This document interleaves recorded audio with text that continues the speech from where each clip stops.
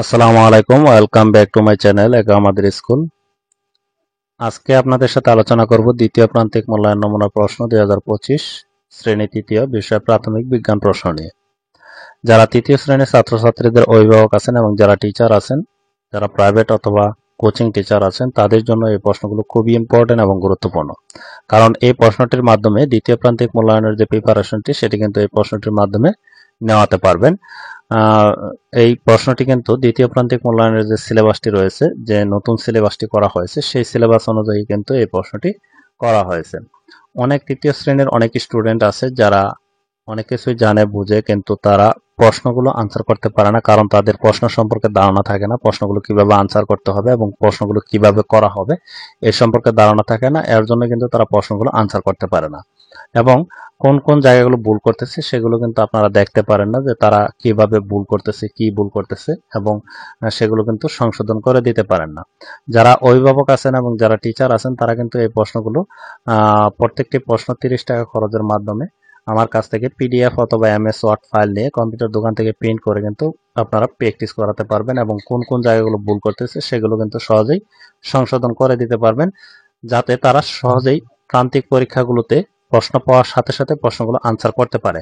কারণ প্রশ্ন কিভাবে আসবে এই সম্পর্কে ধারণা থাকে না, এবং প্রশ্নগুলো কিভাবে আনসার করতে হবে সেগুলো তাদের ধারণা থাকে না, এবং প্রশ্ন নং কিভাবে লিখতে হবে এর জন্য কিন্তু তারা প্রশ্নগুলো সহজে আনসার করতে পারে না, এবং নাম্বার কিন্তু তারা পায় না, যে 100-র ভিতরে 100 নাম্বার বা 95 অথবা 99, 98 নাম্বারগুলো পায় না। কারণ হচ্ছে তাদের প্রশ্নগুলো আনসার করা ঠিক হয় না, এবং কোন কোন জায়গাগুলো ভুল হয় সেগুলো কিন্তু আপনারা দেখেনও না এবং বুঝেনও না কি ভুল করতেছে।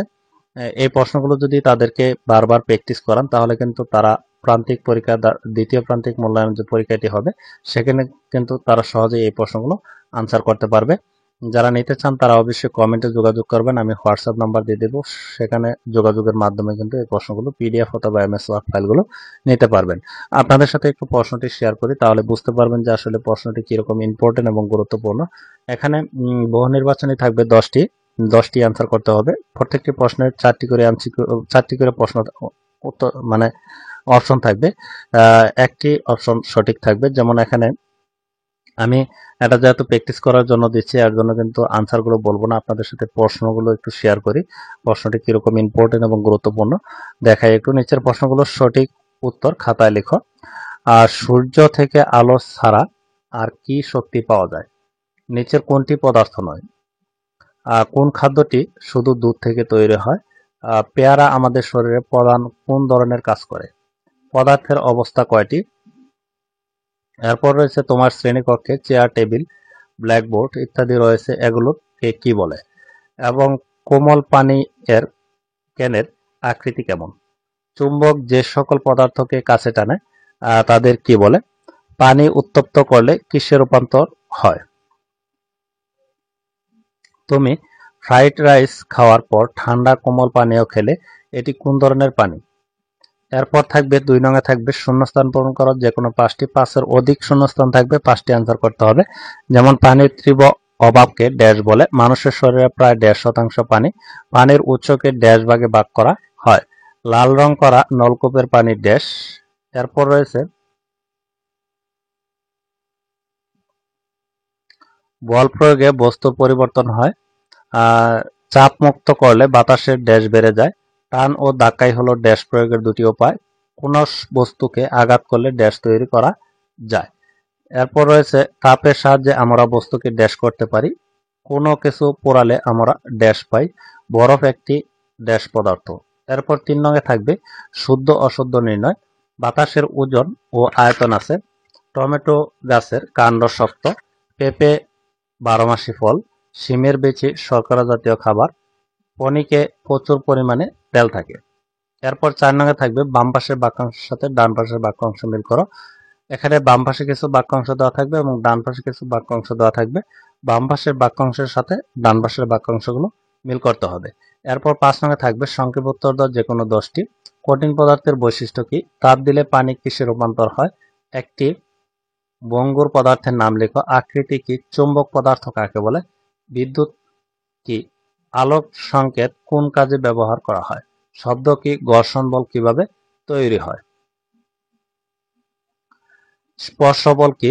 বস্তুর আকার বলতে কি বোঝায়? ভূপৃষ্ঠের পানি কি? মানুষের তৈরি 4টি পানির উৎসের নাম লিখো। পানির উৎসকে কয় ভাগে ভাগ করা যায়? এরপর 6 নং এ থাকবে নিচের প্রশ্নগুলোর উত্তর দাও যে কোনো 4টি। ভূপৃষ্ঠের পানি কিভাবে ভূগর্ভস্থ পানি হিসেবে জমা হয়? খরা বলতে কি বোঝো? বল সরিয়ে নিলে বস্তুর পরিবর্তন কেমন হয়? আলোক শক্তির 3টি ব্যবহার লিখো। শক্তির 5টি ব্যবহার লিখো। তাপ শক্তির 5টি ব্যবহার লিখো। চুম্বকের 3টি বৈশিষ্ট্য লিখো। পানির 3টি অবস্থা ব্যাখ্যা করো। এই ছিল যে তৃতীয় শ্রেণীর যে প্রাথমিক বিজ্ঞান যে প্রশ্নটি, সেটি আপনাদের সাথে শেয়ার করলাম। এই প্রশ্নটি যদি ভালোভাবে প্রথম থেকে শেষ পর্যন্ত ভালোভাবে প্র্যাকটিস করান, তাহলে কিন্তু তাদের দ্বিতীয় প্রান্তিক মূল্যায়ন যে পরীক্ষাটি হবে, সেখানে প্রশ্নগুলো আনসার করা কিন্তু তাদের পক্ষে সম্ভব হবে। যারা তৃতীয় শ্রেণীর ছাত্রছাত্রীদের অভিভাবক আছেন এবং যারা টিচার আছেন, এই প্রশ্নগুলো প্রত্যেকটি প্রশ্ন 30 টাকা খরচের মাধ্যমে আমার কাছ থেকে নিতে পারবেন। যারা নিতে চান তারা অবশ্যই কমেন্টে যোগাযোগ করবেন, আমি হোয়াটসঅ্যাপ নাম্বার দিয়ে দেবো, সেখানে যোগাযোগের মাধ্যমে কিন্তু আপনারা এগুলো নিতে পারবেন।